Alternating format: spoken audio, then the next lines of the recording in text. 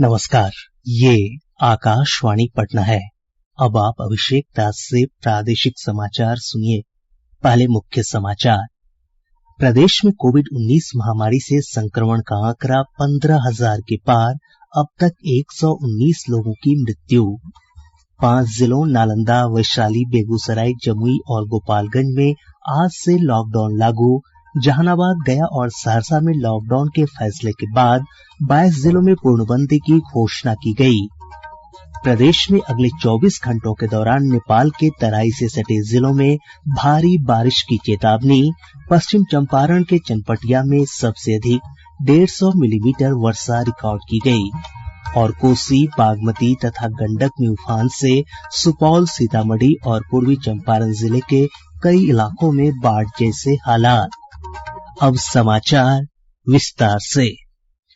प्रदेश में कोविड-19 संक्रमितों की संख्या 15,000 के आंकड़े को पार कर गई है। आज 709 नए मामलों की पुष्टि के साथ ही संक्रमितों की संख्या बढ़कर 15,039 हो गई। सबसे अधिक 133 मामले पटना से सामने आए हैं। भागलपुर से 75, नवादा से 69, जमुई से 39 और गया तथा मुजफ्फरपुर से 38 मामले सामने आए हैं। सारण से 27, समस्तीपुर से 24, गोपालगंज से 23, सहरसा से 20, बेगूसराय से 19, पूर्णिया से 18, वैशाली और कटिहार से 17 तथा सीवान से 16 मामलों की पुष्टि हुई है। इसी तरह मुंगेर से 15, खगड़िया और सुपौल से 12, मधेपुरा और पूर्वी चंपारण से 11, मधुबनी से 9, बांका, जहानाबाद, लखीसराय, भोजपुर तथा बक्सर से 7, नालंदा से 6 तथा शेखपुरा, अररिया और अरवल से 5 मामले सामने आए हैं। रोहतास से 4, कैमूर से 3, शिवहर से 2 तथा दरभंगा से 1 पॉजिटिव मामला पाया गया है। इधर स्वास्थ्य और परिवार कल्याण मंत्रालय की ओर से जारी बुलेटिन के अनुसार राज्य में कोविड-19 संक्रमण से अब तक 119 लोगों की मौत हो चुकी है। वहीं 10,251 लोगों को उपचार के बाद छुट्टी दी जा चुकी है। रोहतास जिले में डिहरी निर्वाचन क्षेत्र से भाजपा विधायक सत्यनारायण यादव को कोरोना पॉजिटिव पाया गया है। मामले की पुष्टि के बाद विधायक को आइसोलेशन में रखा गया है। विधायक के कर्मचारियों और उनके सहयोगियों का भी सैंपल जांच के लिए भेजा गया है। बिहार में 19 जुलाई से रैपिड एंटीजन किट के माध्यम से कोरोना संक्रमण की जांच होगी। स्वास्थ्य विभाग के प्रधान सचिव उदय सिंह कुमावत ने बताया कि इस संबंध में सभी जिलों के सिविल सर्जन को निर्देश दे दिया गया है। उन्होंने बताया कि आईसीएमआर के माध्यम से जल्द ही किट उपलब्ध कराया जाएगा। श्री कुमावत ने बताया कि इस टेस्ट के माध्यम से 15 मिनट से 30 मिनट के भीतर जांच रिपोर्ट आ जाएगी। देश में पिछले 24 घंटों के दौरान कोरोना के सबसे अधिक 27,114 नए मामले सामने आए हैं। संक्रमित व्यक्तियों की संख्या 8,20,916 हो गई है। वहीं अब तक 5,15,386 व्यक्ति इस संक्रमण से पूरी तरह स्वस्थ हो चुके हैं। स्वस्थ होने की दर बढ़कर 62.78% पर पहुंच गई है। पिछले 24 घंटों में 519 लोगों की संक्रमण से मृत्यु हुई है। अब तक देश भर में 22,123 लोगों की मौत हो चुकी है। प्रधानमंत्री नरेंद्र मोदी ने देश में कोविड-19 से उत्पन्न स्थिति की आज समीक्षा की। उन्होंने देश के विभिन्न भागों की स्थिति और विभिन्न राज्यों की तैयारियों का जायजा लिया। श्री मोदी ने सार्वजनिक स्थलों पर व्यक्तिगत स्वच्छता और सामाजिक अनुशासन बनाए रखने की आवश्यकता पर बल दिया है। उन्होंने कहा कि कोविड-19 के बारे में व्यापक जागरूकता पैदा करने और इसके संक्रमण का प्रसार रोकने के प्रयास निरंतर किए जाने चाहिए। प्रधानमंत्री ने यह बात दोहराई कि इस बारे में कोई लापरवाही नहीं बरती जानी चाहिए। उन्होंने दिल्ली में महामारी की स्थिति पर नियंत्रण करने में केंद्र, राज्य सरकार और स्थानीय प्राधिकरणों के प्रयासों की सराहना की। कोविड-19 के बारे में आकाशवाणी के विशेष कार्यक्रम में हिस्सा लेते हुए लेडी हार्डिंग मेडिकल कॉलेज में चिकित्सा विभाग के प्रोफेसर डॉक्टर मधुर यादव ने लोगों को सलाह दी है कि वे काम पर बाहर जाते समय सांस लेने से संबंधित सभी सुरक्षित उपायों का पालन करें। हमको सावधानी उसी ऊंचे स्तर की रखनी चाहिए जो हमने लॉकडाउन के समय रखी थी। हम बेवजह घर से बाहर नहीं निकलेंगे, बाहर निकलेंगे तो मास्क लगा के निकलेंगे और रेस्पिरेटरी एटिट्यूड जिसमें कि मास्क लगाना अगर छींके तो हम कोहनी होती है उसे मोड़ के छींके और लगातार हाथ धोते रहे। ये सारी वो है जो पहले भी कर रहे थे, अब थोड़ा ज्यादा करना है। और सबसे बड़ी बात ये है, जब तक जरूरत ना हो घर से बाहर ना निकले। नई दिल्ली स्थित एम्स के डॉक्टर राकेश गर्ग ने कहा कि कोविड-19 का संक्रमण किसी ऐसे व्यक्ति से हो सकता है जो यात्रा करके आया हो या जो किसी संक्रमित व्यक्ति के संपर्क में आया हो। सबसे ज्यादा मायने वाली चीज ये रखती है कि हम कोविड-19 की सस्पिशन उस पर ज्यादा डिपेंड करेंगे अगर उसकी कुछ ऐसी जगह से ट्रेवल की हिस्ट्री है जहां पर पॉजिटिव केसेस थे, एंडेमिक एरिया था, या फिर उनका ऐसे कांटेक्ट हुआ किसी पेशेंट से जो ऑलरेडी पॉजिटिव था, ये सस्पेक्ट था, या फिर ऐसे पेशेंट की जो देखभाल कर रहा है जो कि पॉजिटिव है, ये सस्पेक्ट है। तो अगर ये हिस्ट्री पॉजिटिव है और साथ में सिम्टम्स भी हैं, तो उसमें चांसेस कोविड-19 के होने के रहते हैं। प्रदेश के 5 जिलों नालंदा, वैशाली, बेगूसराय, जमुई और गोपालगंज में आज फिर से पूर्ण लॉकडाउन लागू कर दिया गया है। कोविड-19 के मरीजों की बढ़ती संख्या को देखते हुए ये फैसला किया गया है। इन 5 जिलों में पूर्ण लॉकडाउन लागू होने के बाद राज्य के 18 जिलों में पूर्णबंदी लागू हो जाएगी। 4 और जिलों में लॉकडाउन की घोषणा की गई है। नालंदा, वैशाली और बेगूसराय में 6 दिनों के लिए लॉकडाउन लागू होगा, जबकि जमुई में यह अवधि 5 दिन की होगी। गोपालगंज के 4 ब्लॉक में 18 जुलाई तक लॉकडाउन रहेगा। इधर अररिया जिले में कल से 19 जुलाई तक और सहरसा नगर परिषद क्षेत्र में कल से 16 जुलाई तक लॉकडाउन की घोषणा की गई है। वहीं जहानाबाद में 13 से 17 जुलाई तक लॉकडाउन रहेगा। गया टाउन सहित नगर पंचायत और शहरी इलाकों में कल से अगले आदेश तक पूर्ण लॉकडाउन रहेगा। हमारे संवाददाताओं ने बताया है कि लॉकडाउन का पूरी सख्ती के साथ पालन कराया जा रहा है। लॉकडाउन का पालन कराने के लिए जगह जगह दंडाधिकारियों के नेतृत्व में पुलिस बल की तैनाती की गई है। आवश्यक सेवाओं की दुकानों को छोड़कर अन्य सभी दुकानें बंद हैं। सभी धार्मिक स्थलों को भी बंद रखा गया है। प्रादेशिक समाचार आप आकाशवाणी पटना से सुन रहे हैं। प्रदेश में मास्क नहीं लगाने वालों के खिलाफ चलाए गए विशेष अभियान के तहत 5 जुलाई से अब तक 11,08,000 रुपए से अधिक की राशि जुर्माने के रूप में वसूली जा चुकी है। पुलिस मुख्यालय से प्राप्त जानकारी के अनुसार 22,164 लोगों से जुर्माना वसूला गया है। वहीं अनलॉक 2 के तहत नियमों के उल्लंघन के मामले में लगभग 1,92,00,000 रुपए की राशि जुर्माने के रूप में वसूली गई है। 6,862 वाहन जब्त किए गए हैं, जबकि 4 लोगों की गिरफ्तारी हुई है और 4 प्राथमिकियां दर्ज की गई हैं। मौसम विभाग ने अगले 24 घंटों के दौरान उत्तर बिहार और नेपाल की तराई वाले क्षेत्रों में भारी बारिश की चेतावनी जारी की है। सुपौल, सहरसा, मधेपुरा, अररिया, मधुबनी, मुजफ्फरपुर, पूर्वी चंपारण और पश्चिम चंपारण जिले सबसे अधिक प्रभावित रहेंगे।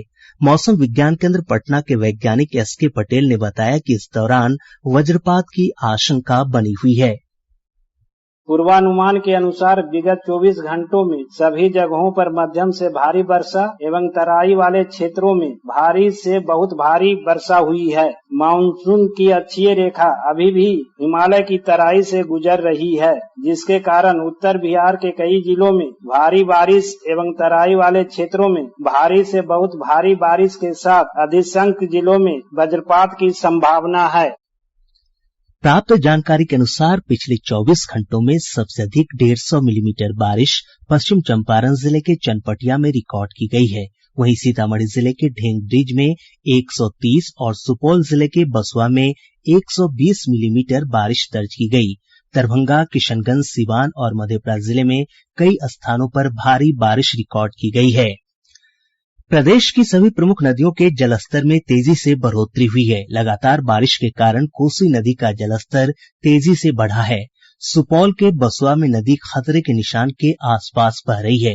इधर वीरपुर बराज से कोसी नदी में पानी छोड़े जाने के कारण भपटियाही, किशनपुर प्रखंड और आसपास के कई निचले इलाकों में बाढ़ का पानी फैल गया है।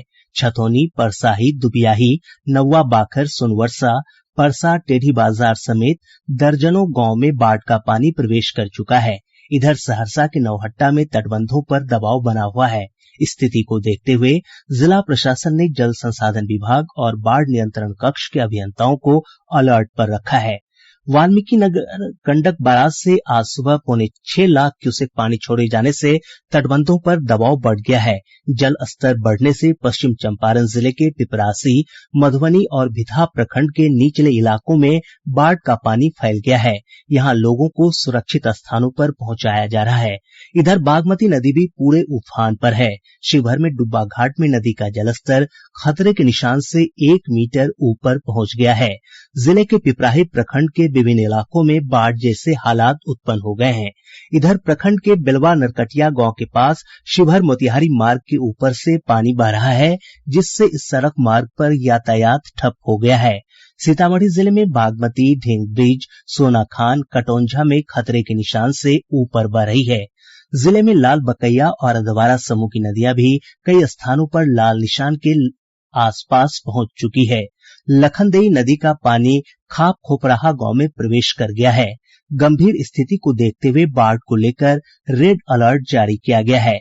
जिलाधिकारी अभिलाषा कुमारी शर्मा ने सभी नोडल पदाधिकारियों को बाढ़ की आशंका वाले क्षेत्रों में कैंप करने के निर्देश दिए हैं।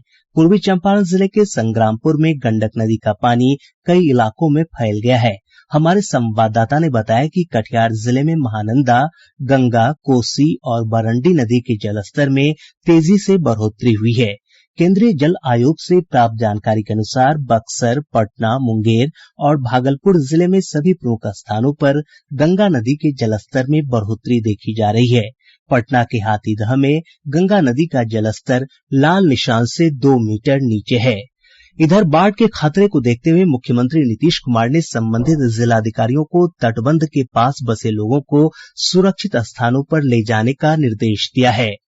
राष्ट्रीय आपदा प्रबंधन प्राधिकरण ने बाढ़ के दौरान नुकसान कम करने के लिए कुछ उपायों की सलाह दी है। आकाशवाणी समाचार के साथ बातचीत में एनडीएमके के सदस्य कमल किशोर ने बाढ़ से पहले सतर्कता उपायों के विषय में जानकारी दी। बाढ़ आने से पहले अपने आप को सतर्क रखें। रेडियो, टीवी, समाचार पत्रों में जो ताजा जानकारी दी जा रही है, वार्निंग दी जा रही है, उस पे हमेशा अपना ध्यान रखें। अपना मोबाइल फोन चार्ज रखें। जहां तक हो सके एसएमएस का प्रयोग करें ताकि उसकी बैटरी ज्यादा से ज्यादा समय तक चले।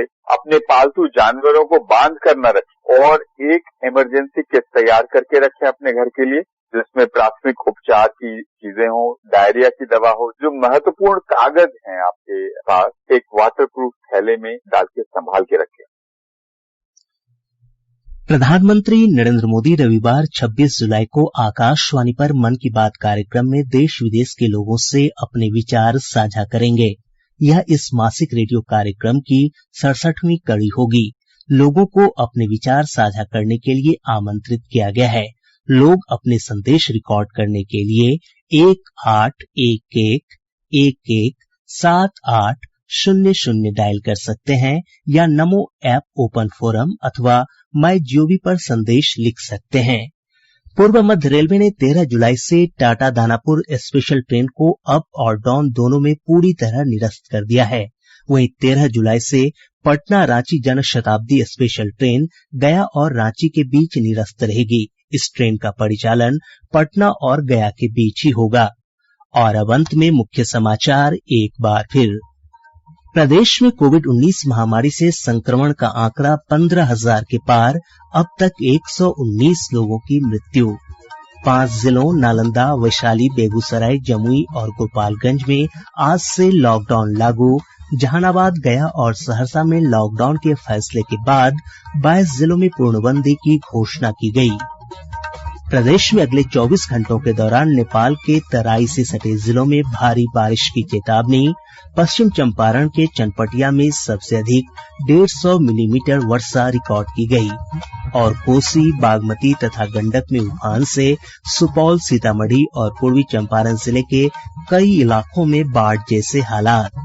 इसके साथ ही आकाशवाणी पटना से प्रसारित प्रादेशिक समाचार का ये अंक समाप्त हुआ। घर में रहिए, सुरक्षित रहिए और सुनते रहिए आकाशवाणी।